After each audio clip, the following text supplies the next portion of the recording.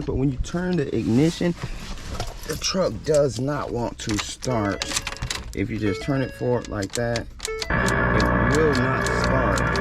But it is not the ignition lock cylinder. What comes to be find the problem is your ignition switch. And I seen another guy on YouTube, however, and he pretty much took loose the whole steering column. However, I pretty much already went and got a rental tool just to remove the steering column, but I went on ahead and tried it myself without going ahead and remove the whole steering column. So what I went on ahead and did is we got this one up here, right here, and this one right here was in the back. I went on ahead and used the screwdriver on the side right here, and I went on ahead and popped this back cover off. And then once I went on ahead and removed that back cover, I was able to remove this cover here. And once I removed that cover, I went down bottom right here, as you can see, and those were two 5.5 millimeters. It was actually 3 of them. It was 1, 2, and like 3 was like right there. So I went on ahead and removed all of those. But before you do want to do this job, I mean, before you even want to start any of this, you do want to go ahead and remove your battery cable right there. I've already completed this job, but for safety purposes, you always want to remove your battery cable. So you want to go ahead and remove that battery cable. And this here is what the part looks like. And this is the part number. This may not be all of you guys' part number, but this was from APD, and that's the part number that it was bringing up for this 2012.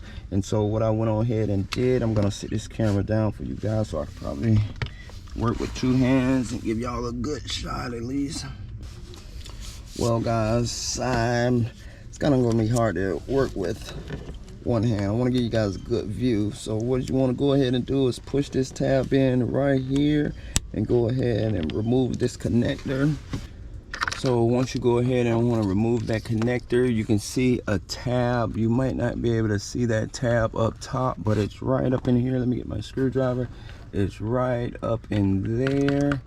So what you want to go ahead and do is you want to go ahead and push down on that tab, and on the bottom it's another tab right here. You want to go ahead and push down on those tabs. If you push down on those tabs, you can go ahead and wiggle this thing out. I'm gonna go ahead and pull this thing out just so I can give you guys the view to see how it's done, because it's better seen done. Sorry for this angle, but I just got my little tripod. But you want to go ahead and push this tab down,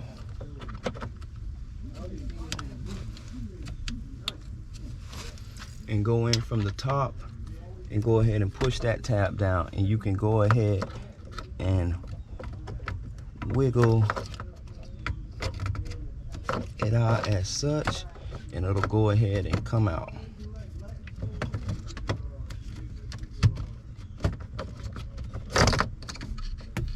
There you go.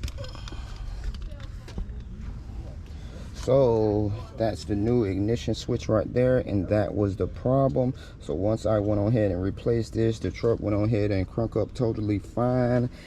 And pretty much that's about it. I want to go ahead and give you guys this video because you do not got to go ahead and pull the steering wheel or do any of that. You can go ahead and just pull these covers, top and the bottom, and you can go ahead and access this ignition switch and go ahead and replace it. Thank you guys for watching this video, and you guys have a wonderful, blessed day.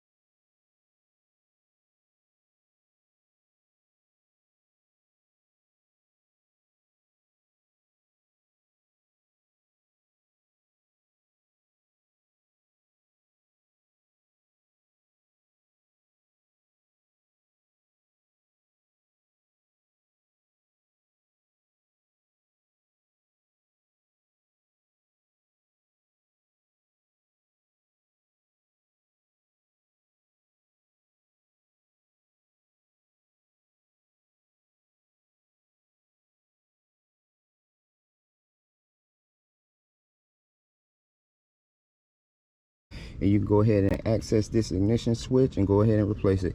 Thank you guys for watching this video, and you guys have a wonderful, blessed day.